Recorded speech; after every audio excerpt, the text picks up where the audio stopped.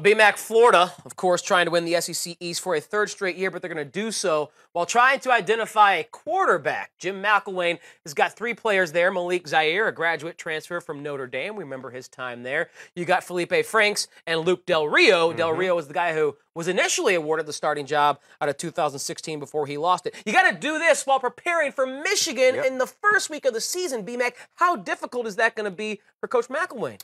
Well, it can be a difficult task, especially with a new player in Malik Zaire that was not there in the spring.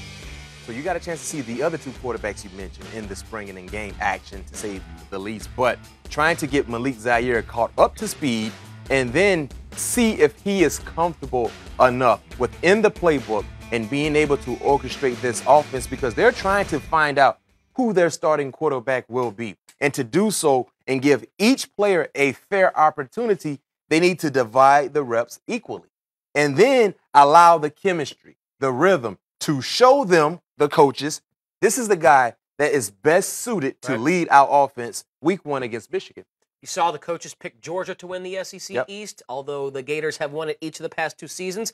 You think Jim McElwain's going to win it a third year in a row, or do you think it's going to be another team? It's going to be a bit difficult. Now, the same can be said the last 2 years. No one saw Florida being able to get to that point the last 2 years, but they had an outstanding defense with so many talented players. And the last 2 years, they have really been slaughtered by the NFL because they were getting quality players from that defense. And then you have to replace your defensive coordinator and Coach Goff that went on to be the head coach at Temple. Now Randy Shannon is the new head coach. What will his defensive philosophy be? But who's to say if Florida, once again, find a way to come out on top, because the uncertainty in the East is much revealed. Yes, it is. That's usually the case with the East Division. We know Bama reigns supreme in